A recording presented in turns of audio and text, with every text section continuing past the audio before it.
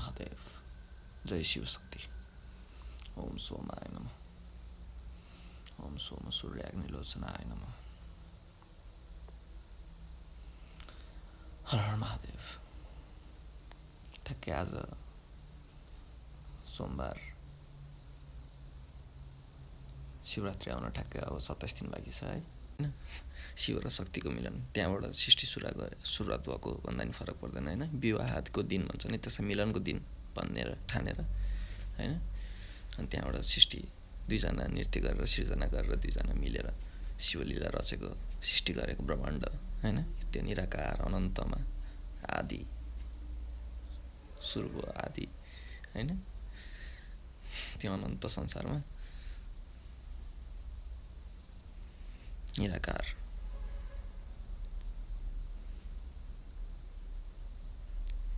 पहिलो दिन ब्रह्माण्डको अब शिवशक्तिको पहिलो मिलन पहिलो चुल्को अब सुरुवातको दिन स्टार्टिङ आदि भन्दा नि फरक पर्दैन यो ब्रह्माण्डको यो सारा अनन्त सारा ब्रह्माण्डको सुरुवातको दिन होइन। शिवशक्ति मिलनको दिन शिवकाली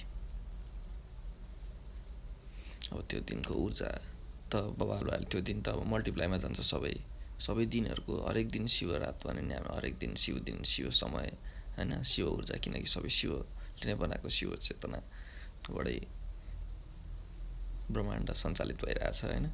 त्यही निराकार त्यही अनन्त त्यही सबै ब्रह्मा विष्णु सबै कुरा नै शिवबाट चलिरहेछ यो। त्यो हरेक दिन ऊर्जावान छ। शिव दिन शिवकै ऊर्जा हो हरेक दिन हरेक समय होइन। आफूमै शिव छ आफै शिव हो होइन। शिव चेतनामा पुगेदेखि होइन। चेतना र मोक्षको बाटो हिँडेदेखि सत्यको बाटो हिँडेदेखि होइन। ब्रह्माण्डको साथ प्रकृतिको साथ हिँडेदेखि आनन्दी चेतनामा हिँडेदेखि सधैँ शिव दिन शिव समय हो। त्यो सबै दिन मल्टिप्लाईमा गएर सबै मल्टिप्लाईमा गएर त्यो एक दिन त्यो ऊर्जा सबै हरेक दिनको इनर्जी त्यो एक दिन झन् इक्वल टु प्रस्फोटन भइदिन्छ। 1:1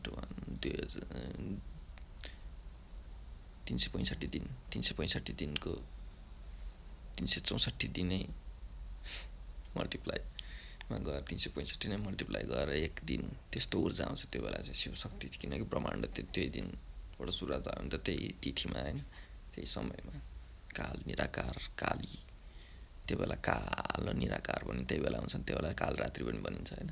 ब्रह्माण्डै काली एकदम कालो हुन्छ। शिवको दर्शन पनि पाइन्छ त्यो बेला। फेरि त्यो हाम्रो आस्था पनि छ। फेरि भन्नु खोजे त्यही हो भाइब्रेसन हो होइन। भाइब्रेसन जान्नु पऱ्यो आफूभित्र छन् शिव। त्यो शिवको युग गइसक्यो। शिवहरू आउने शिवलीला रच्ने त्यो त्यही बेला सकिसक्यो। त्यो अहिले यो कलियुगमा केही देखिँदैन यो युगमा। त्यो सोच्नु भने मूर्खता हो। त्यो शिवरात्रिको महत्त्व चाहिँ त्यही पनि हो एउटा भ्यूबाट हेर्नु पर्दाखेरि होइन। जसरी नि भन्न सकिन्छ तर शिवशक्ति मिलन भएको दिन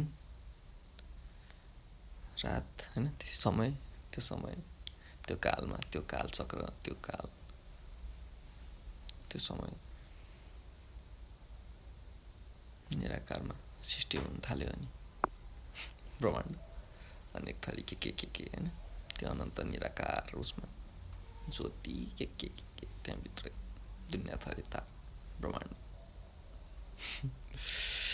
दुनियाँ भन्न थाल्यो ब्रह्माण्ड भन्न थाल्यो। कति ब्रह्माण्ड त्यही शिवलीलाद्वारा